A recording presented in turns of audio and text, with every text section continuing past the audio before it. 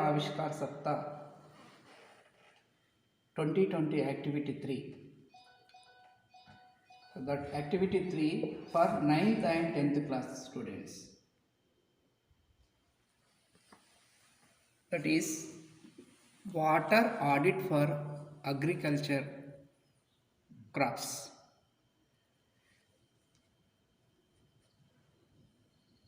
So here water consumption of different crops in different regions. నీటి అవసరం అనేది అగ్రికల్చర్కు వ్యవసాయానికి సాయిల్ని బట్టి పంట ఆధారంగా కూడా నీటి వినియోగం అనేది ఉంటుంది.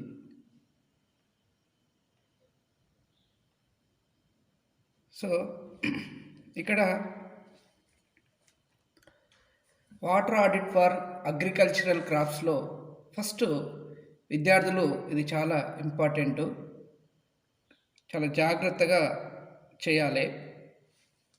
సో మొదటగా find out the major crops cultivated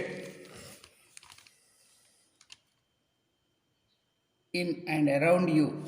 Find out at least 3 crops which could be cereals, vegetables and fruits.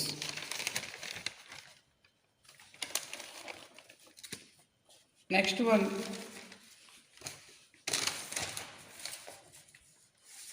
అంటే ఇక్కడ విద్యార్థులు మీరు చేయవలసింది ఏంటంటే మీ ప్రాంతంలో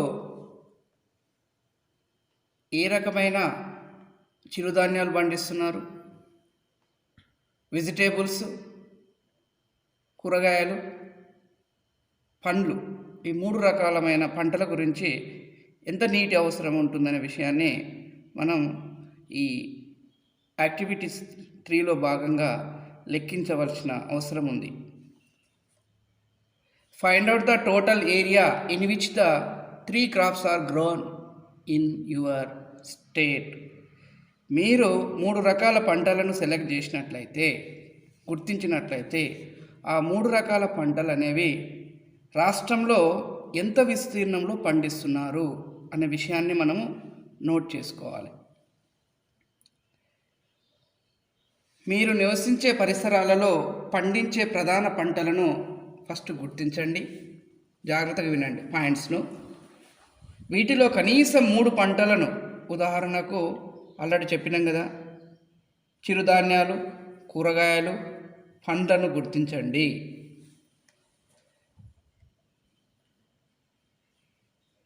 నెక్స్ట్, తెలంగాణ రాష్ట్రంలో ఈ 3 పంటలను ఎంత విస్తీర్ణంలో పండిస్తున్నారో తెలుసుకోండి. మీరు ఫీల్డ్కి వెళ్ళని అవసరం లేదు, ఇంటర్నెట్, ఫోన్ల ద్వారా ఇన్ఫర్మేషన్ కూడా మనము సేకరించవచ్చు.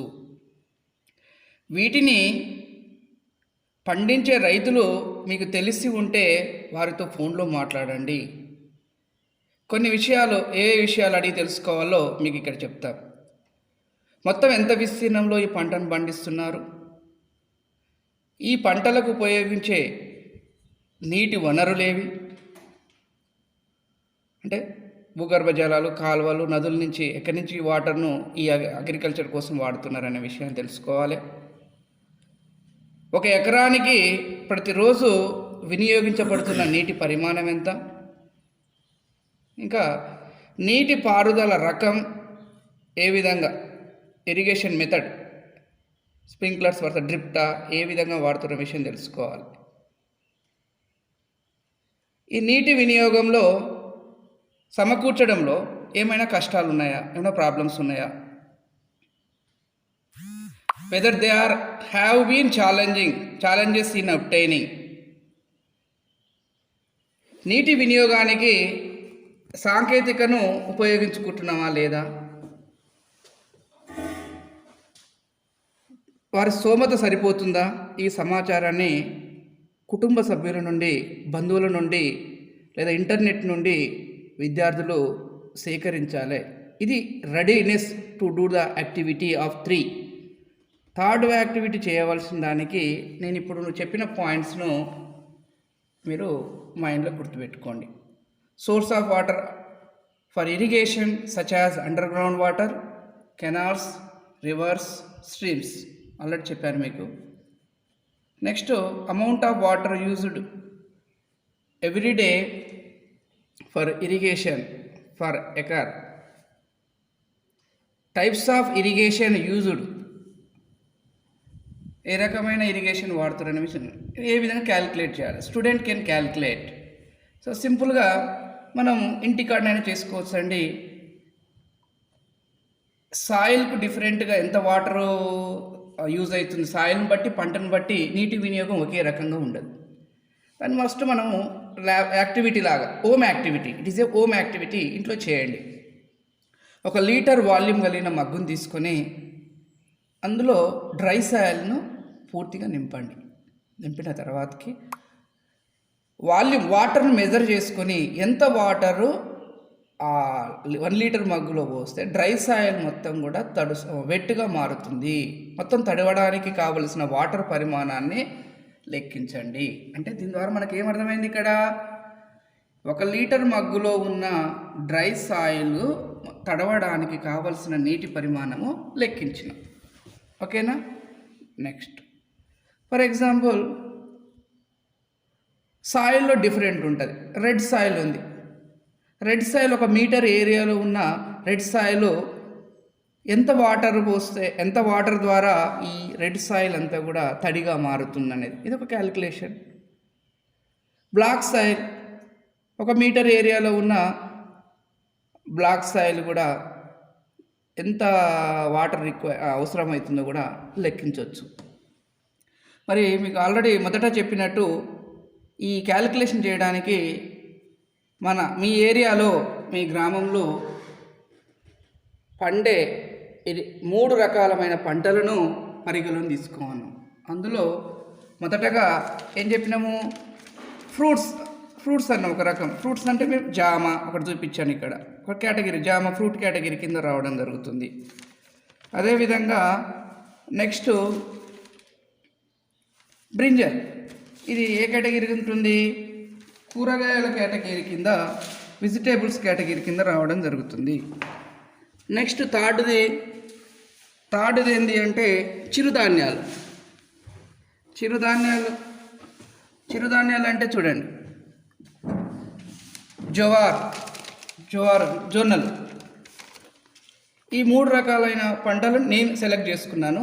మీ ఏరియాలో ఏ పంటను ఈ 3 రకాలు అంటే ఫ్రూట్ రకంలో ఏది ఎక్కువ పండిస్తుర్రు, తర్వాత చిరుధాన్యాల్లో ఏ పంటను ఎక్కువగా పండిస్తుర్రు, కూరగాయల్లో ఏ పంటను ఎక్కువగా పండిస్తుర్రో ఒక నోట్స్ పెట్టి ఆ నోట్స్లో మీరు రాయాలి. రాసిన తర్వాతకి ఏ రకమైన నేలలో పండిస్తుర్రు, ఈ పంటలు ఎంత విస్తీర్ణంలో ఈ పంటను పండిస్తుర్రు, ఎంత నీరు అవసరమవుతుంది, ఎన్ని ఎకరాస్లో పండుతున్నది, హెక్టార్లో మనం క్యాలిక్యులేషన్ చేసేది ఉంటుంది. దానికి సంబంధించిన క్యాలిక్యులేషను నెక్స్ట్ స్లైడ్లో మీకు చూపిస్తాను.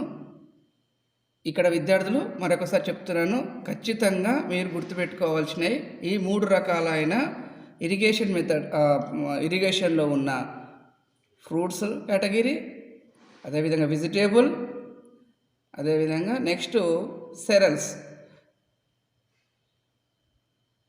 ఈ ఇన్ఫర్మేషన్ను మీరు ఇంటర్నెట్ ద్వారానే తీసుకోవచ్చు.